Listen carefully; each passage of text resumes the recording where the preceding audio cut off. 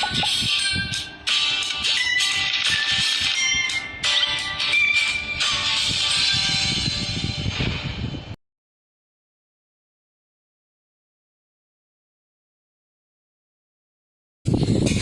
salam sejahtera untuk kita semua. Perkenalkan, saya adalah Santi Maria Simarmata. Saya adalah salah satu guru matematika dari Sekolah Swasta Metode 1, Kecamatan Kutali Baru, Kabupaten Deli Serdang, Sumatera Utara. Berbicara tentang matematika, tak akan pernah lepas dari kehidupan kita sehari-hari. Karena hampir dalam setiap aktivitas kita sehari-hari, entah kita sadari atau tidak, pasti menggunakan matematika. Mulai dari kita bangun tidur sampai menjelang tidur lagi. Oleh karena itu, matematika menjadi salah satu pelajaran yang terpenting yang harus dikuasai oleh setiap orang yang ingin meraih sukses dalam kehidupannya. Nah, dalam bidang matematika, ada banyak sekali manfaat dan penerapannya dalam kehidupan kita sehari-hari. Misalnya adalah sudut. Nah, salah satu manfaat sudut ini adalah dapat membantu kita untuk menghitung tinggi suatu benda yang sangat tinggi. Contohnya adalah menentukan tinggi menara. Yang kedua, dengan sudut dapat membantu memudahkan pekerjaan kita. Dan manfaat yang ketiga adalah dengan sudut kita dapat menentukan kekuatan pada bangunan benda dan kita dapat membuat bangunan yang sangat indah. Nah, ada banyak sekali manfaat-manfaat dalam mempelajari sudut. Nah, oleh sebab itu, tetap semangat dan mari kita tetap belajar. Berikut saya akan menjelaskan materi singkat tentang sudut. Adapun tujuan pembelajaran kita dalam mempelajari materi sudut yang pertama adalah agar kita dapat memahami dan menjelaskan kembali apa itu yang dimaksud dengan sudut. Yang kedua adalah agar kita memahami sehingga kita dapat menjelaskan dan membedakan jenis-jenis setiap sudut. Yang ketiga, agar kita memahami dan mampu menjelaskan kembali hubungan antar sudut. Nah, salah satu manfaat mempelajari sudut sebelumnya sudah saya jelaskan adalah kita dapat menentukan atau mengkonstruksi sebuah bangunan yang sangat indah dan kokoh. Salah satu contoh bangunan tersebut adalah sebagai berikut.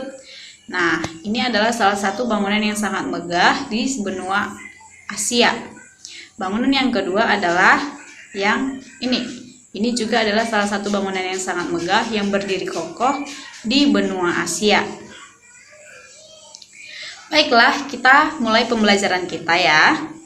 Nah, sudut. Sudut itu adalah daerah yang dibentuk oleh dua sinar garis yang titik pangkalnya berimpit. Nah, yang manakah yang dimaksud dengan daerah sudut? Nah, berikut adalah daerah yang disebut dengan sudut yang berwarna biru ya, teman-teman.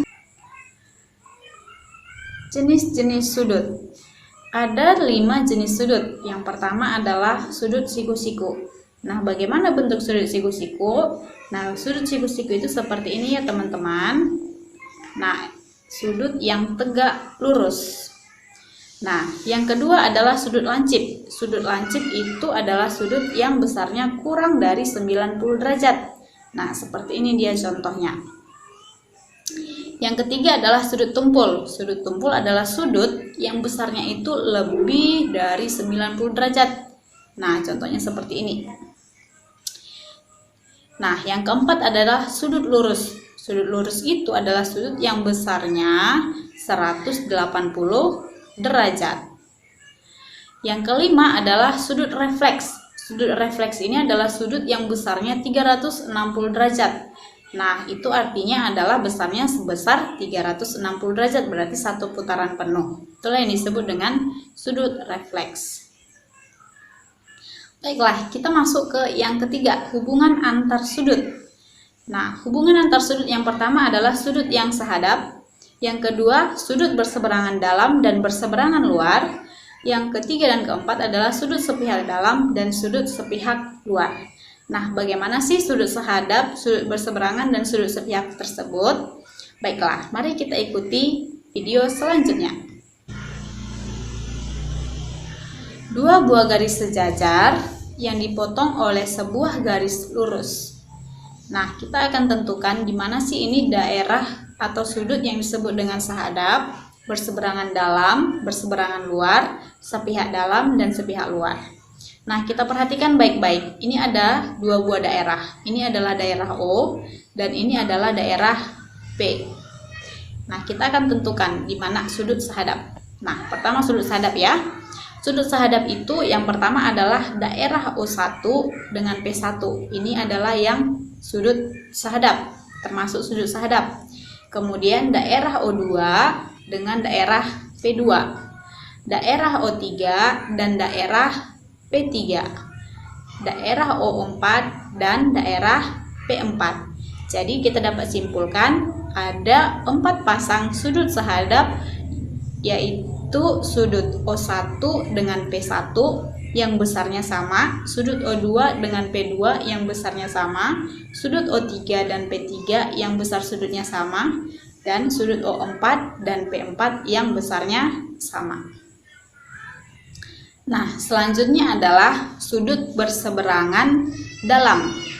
Nah, kalau dikatakan sudut berseberangan dalam, berarti kita perhatikan daerah yang di dalam, lalu yang berseberangan. Yang mana sajakah sudut yang berseberangan dalam? Sudut yang berseberangan dalam adalah daerah O2 dengan daerah P4. Kemudian daerah O3 dan daerah P1. Nah, jadi pasangan sudut dalam berseberangan adalah O2 dengan O4. Lalu O3 dengan P1. Itu adalah dua pasang, berarti kita dapat dua pasang sudut berseberangan dalam. Lalu sudut berseberangan luar. Sudut yang berseberangan luar itu adalah daerah O1 dengan daerah P3 yang besarnya sama. Kemudian daerah O4 dengan P2 itu adalah daerah yang besarnya sama. Jadi sudut yang berseberangan luar itu ada dua pasang, yaitu O1 berpasangan dengan P3, kemudian O4 berpasangan dengan P2. Oke, selanjutnya adalah sudut dalam sepihak. Yang termasuk sudut dalam sepihak adalah yang pertama, sudut O2 sepihak dengan sudut P1. Itu pasangannya ya, O2 dengan P1.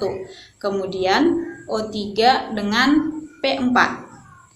Nah, berarti ada dua pasang sudut dalam sepihak, yaitu O2 dengan P1 yang jumlahnya yaitu 180 derajat. Kemudian O3 dengan P4, jumlah sudutnya ini juga adalah 180 derajat. Nah, lalu sudut sepihak luar. Dia sepihak namun di luar, yaitu O1 dengan P2 yang besarnya kalau dijumlahkan adalah 180 derajat. Kemudian O4 dengan P3.